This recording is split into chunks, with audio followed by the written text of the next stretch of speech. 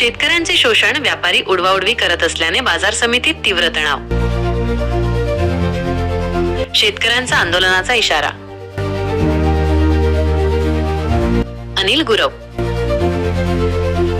कृषी उत्पन्न बाजार समिती शहादा येथील शेतमाल विक्री व्यवस्थेतील अनियमिततांवरून शेतकरी आणि स्थानिक व्यापारी यांच्यात गंभीर तणाव निर्माण झाला आहे. वजनातील कपात, काप, मालाचे कमी मूल्यांकन आणि वेळेवर पेमेंट न मिळणे या शेतकऱ्यांच्या प्रमुख तक्रारींवर व्यापारी वर्गाने अत्यंत बेजबाबदार आणि उडवाउडवीचे उत्तर दिल्याने शेतकऱ्यांमध्ये संतापाची लाट उसळली आहे.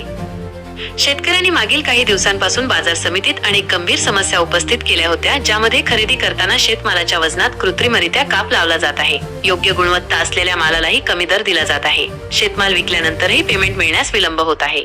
व्यापारी प्रतिनिधींनी या तक्रारींवर ठोस उपाययोजना करण्याऐवजी नेहमीचे व्यावसायिक कारणे देत शेतकऱ्यांच्या समस्यांकडे पूर्णपणे दुर्लक्ष केले आहे. व्यापारी वर्गाच्या या निष्काळजी भूमिकेमुळे बाजार समितीच्या आवारात उपस्थित शेतकऱ्यांनी तीव्र संताप व्यक्त केला आहे. एका संतप्त शेतकऱ्याने माध्यमांना स्पष्ट केले, आम्ही इतके कष्ट करून शेतमाल तयार करतो, पण इथे आणल्यावर व्यापारी केवळ व्यापारी तत्वज्ञान सांगून आमचे शोषण करतात. आमच्या प्रश्नांवर हे लोक सरळ उत्तर देत नाहीत, तर केवळ उडवाउडवी करतात. या अन्यायाविरुद्ध लढण्यासाठी शेतकऱ्यांनी आता आक्रमक भूमिका घेतली आहे. शेतकऱ्यांनी जर आम्हाला न्याय मिळाला नाही तर आम्ही आपला माल विकणे थांबवू आणि तीव्र आंदोलन करू, असा स्पष्ट इशारा दिला आहे.